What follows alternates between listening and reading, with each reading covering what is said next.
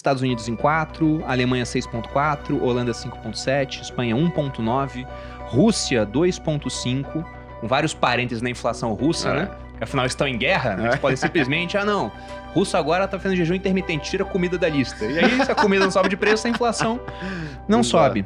Mas a gente viu realmente uma grande mudança em relativamente pouco tempo, com a inflação que estava muito alta em vários países batendo recorde, e agora ela está controlada.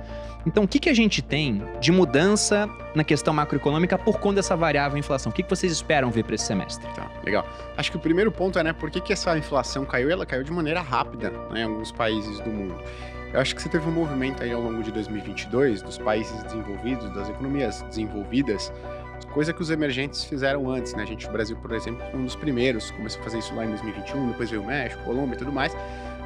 E os países desenvolvidos, eles demoraram um pouquinho mais de tempo naquela ideia de que a inflação é transitória, acabaram ali culminando com a inflação mais alta dos últimos 40, 50 anos, quando a gente fala de Estados Unidos e Europa, respectivamente. Mas, bom, tiveram que correr atrás do rabo, né? Então, isso resultou em um ciclo de aumento de juros, né? Um aperto monetário nos Estados Unidos relevante em um curtíssimo espaço de tempo. Então, se você for pegar os últimos ciclos de alta de juros nos Estados Unidos, eles podem até ter ocorrido na mesma proporção, no mesmo tamanho, mas em um espaço muito maior de tempo, né? Então, os Estados Unidos subiram bastante os juros em um curtíssimo espaço de tempo, e isso veio sendo acompanhado depois pela Europa, né? Principalmente, tá? E aí você tem o resultado de política monetária meio que em uníssono no mundo fazendo efeito. Então você tem uma desaceleração econômica no mundo como um todo.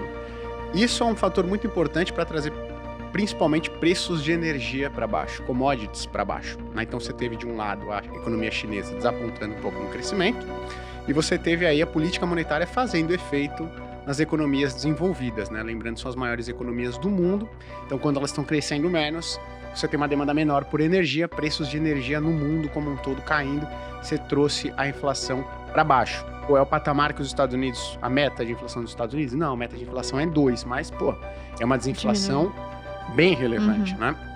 Agora, o outro ponto é, o que essa redução de juros no mundo, ela traz, por exemplo, para países emergentes, né?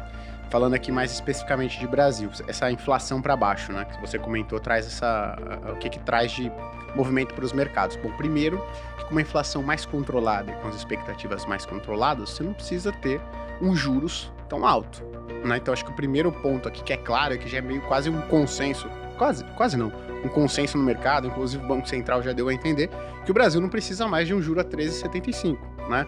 Não só a inflação corrente no Brasil saiu aí desse patamar de 10% e veio para agora para baixo de 4%, como as expectativas de inflação também cederam bastante, né? Então a gente estava passando por várias incertezas ao longo de 2022, uma a uma elas foram ou sendo, digamos, reduzidas ou sendo aniquiladas, essas incertezas, né? Então isso abre um espaço para que as expectativas de inflação também sejam mais baixas. Então, tô com uma inflação corrente mais baixa, tô com uma expectativa de inflação mais baixa, não tem para que eu ter um juros tão alto, né? E a atividade econômica não tá lá essas coisas. Então, o que eu posso fazer? Trazer um movimento de queda de juros.